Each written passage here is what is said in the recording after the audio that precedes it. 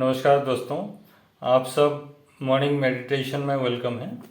आप सबको अशेष अशेष धन्यवाद, क्योंकि आप कम से कम ब्रह्म मुहूर्त में उठ के आप अपना मेडिटेशन कर सकते हैं, साधना कर सकते हैं और अपना प्रेयर जैसे हम कंटिन्यूसली कर रहे हैं, आप सार्वभौमिक प्रेयर आप कर पा रहे हैं।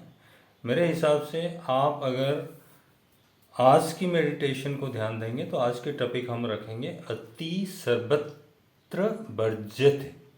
अति सर्वत्र वर्ज्यते।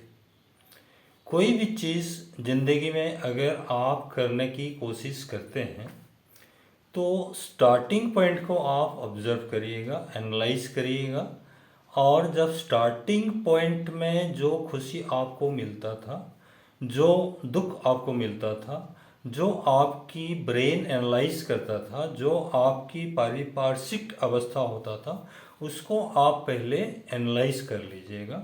फिर धीरे धीरे जो चीज़ आपकी बढ़ते गया तो जो मिडिल स्टेज था उसको एनालाइज करिएगा, और उसके बाद जो सेचुरेशन पॉइंट था उसको एनालाइज करिएगा। अति सर्वत्र वर्ज्यते।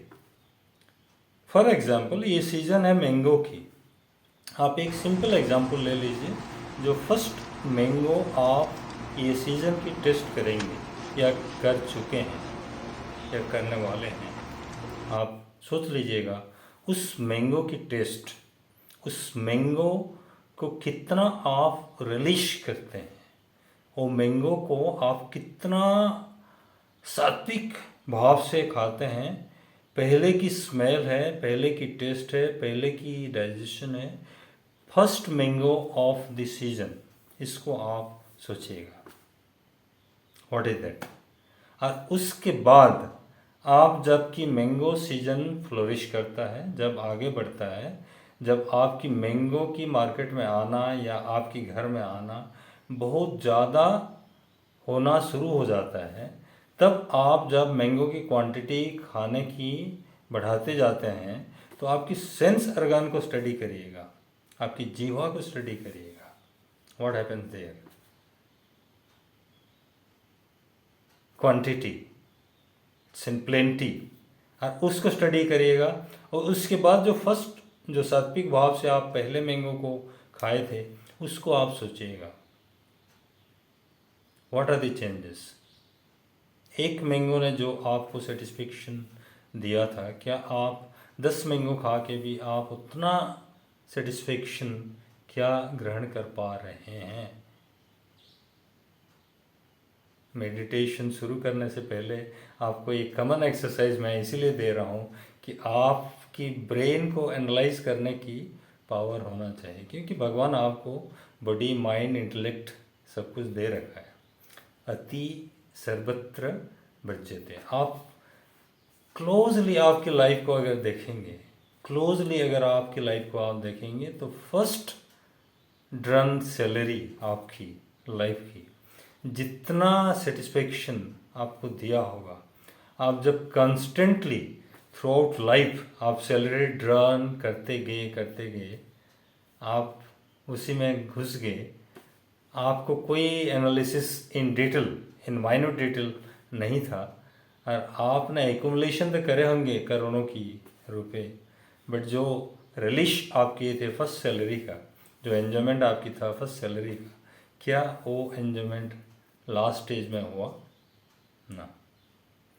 सेम कंटेक्स्ट में देशों की दुश्मनी, वॉर जो ऑनगोइंग प्रोसेस में है, इसको भी आप सोच सकते हैं। अति सर्वत्र वर्ज्यते।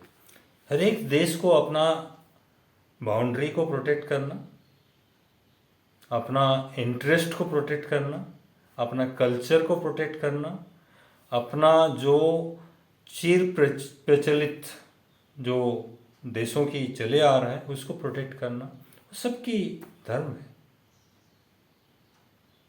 जैसे यक्ष ने युधिष्ठिर को पूछा था महाभारत में कि धर्म क्या है। युधिष्ठिर की जो जवाब था संस्कृत में, एक ही वर्ड था, अप्रमादम, अलर्टनेस। तो मैं ये जो जी रहा हूँ, मैं फ्यूचर के साथ जी रहा हूँ, प्रेजेंट को कभी रिलीज नहीं कर पा रहा हूँ।